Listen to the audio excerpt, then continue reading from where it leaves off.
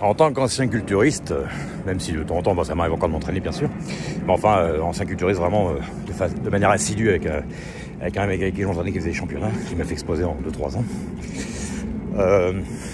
L'entraînement, on extériorise tout, hein, on donne tout.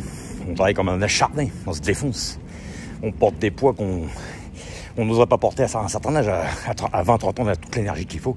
On porte des 120, 140 kg développés couchés sans problème, quoi. Je veux dire, on se défonce, quoi. Le squat, c'est pareil. Seulement, tous les gens qui se musclent, ça se passe comment?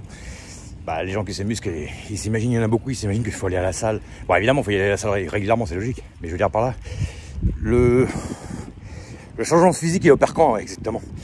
Il y a ensuite la phase de nutrition, d'accord? Et les changements, ils opèrent quand? Bah, quand vous êtes en plein repos. La récupération, c'est quand on dort ou quand on est au repos. Voilà. Donc ça se fait encore en 2 temps.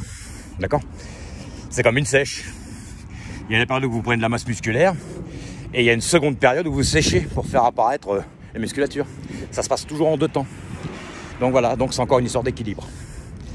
Voilà.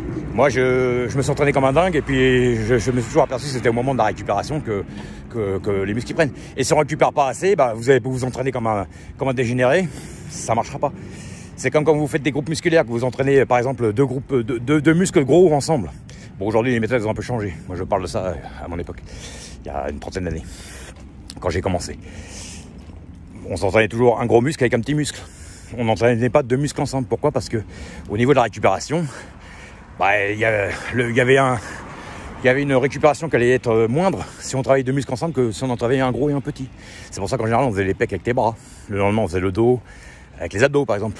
Ou les triceps avec les épaules. Les ischios avec les trapèzes. Donc voilà. Donc c'est encore une histoire d'équilibre. Et j'ai quand même obtenu quelques résultats, donc je sais très bien que ça fonctionne comme ça. Donc voilà. Après, il y a des cas extrêmes, évidemment. Il y a des gens, ils sont dans le surentraînement, mais ils le tolèrent bien, comme Schwarzenegger. Schwarzenegger, il tolérait énormément bien le surentraînement. Mais c'est pas donné à tout le monde. Voilà. Allez, à plus tard.